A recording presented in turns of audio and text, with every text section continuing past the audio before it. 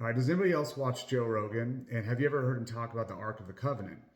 I've heard him mention it a few times. And specifically, he talks about how I believe he says it's somewhere in Africa and it's thought to be protected by a tribe out there. And the tribe has these priests that protect the ark, but they die on a regular basis from cancer. And I always thought that was kind of weird. And I thought, well, maybe there's some sort of radioactive material in there that's causing the cancer. But when you take this job, it's sort of a death sentence. But when we read in Exodus, when God tells the Israelites how to build the ark and instructing them to build the ark, as well as instructions on how to use it, he tells them that only the Levites, the priests that God says can be in the presence of the ark, are allowed to be there, or else they will die. And we see multiple instances in the Bible where it says people were in the presence of the ark, they weren't supposed to be, and then they die.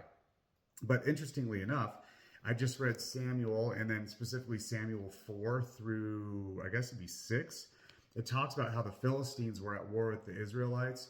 They stole the Ark of the Covenant, took it back to their hometown, and everybody there was getting plagued with tumors, like specifically tumors. And I believe, if I remember correctly, this is the first time we see tumors presenting as a plague in the Bible.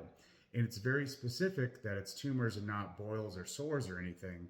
And in fact, when the Philistines were interacting with this, getting the tumors, they're like, we have to return this back to the Israelites because clearly God is like attacking us from this.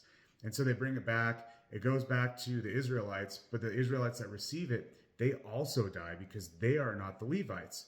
I just find it really interesting that the death in the Bible, as it's described in Samuel, it says that it's tumors, just like the cancer that's happening, the tumors that are happening today.